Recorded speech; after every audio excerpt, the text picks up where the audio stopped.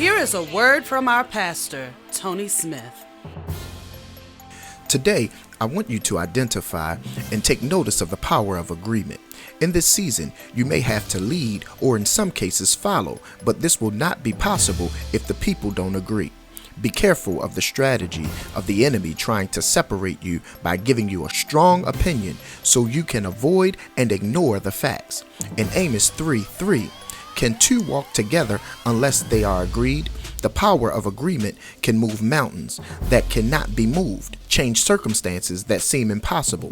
In Matthew 18 through 20, verily I say unto you, whatsoever ye shall bind on earth shall be bound in heaven. And whatsoever ye shall loose on earth shall be loosed in heaven. Again I say unto you, that if two of you shall agree on earth as touching anything that they shall ask, it shall be done for them of my Father which is in heaven.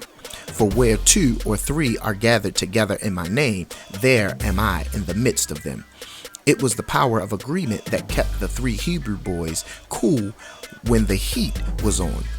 When you walk in agreement having no lack, but only having faith, you add God to it.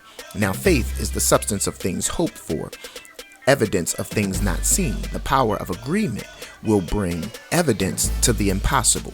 You must accept that God only gave you a part of the full vision, and there will be other people that has more or less to connect to you. So submit to the plan of God and the people he brings to you.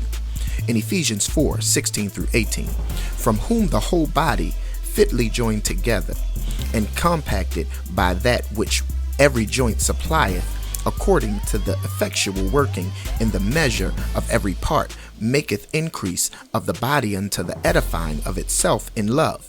This I say therefore, and testify in the Lord, that ye henceforth walk not as other Gentiles walk, in the vanity of their mind, having the understanding darkened, being alienated from the life of God through the ignorance that is in them, because of the blindness of their heart. I want you to understand that your mind does not always want to submit. It always desires to rule in every environment or conversation it may be in. It will choose to be stubborn instead of submitting to who or what is in charge, always creating an opinion even when the plan is permanent.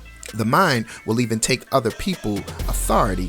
That's why it is important that we get the mind of Christ.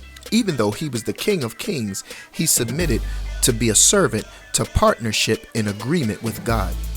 Philippians 2:5 through 8, let this mind be in you, which was also in Christ Jesus, who, being in the form of God, did not consider it robbery to be equal with God, but made himself of no reputation, taking the form of a bondservant and coming in the likeness of men.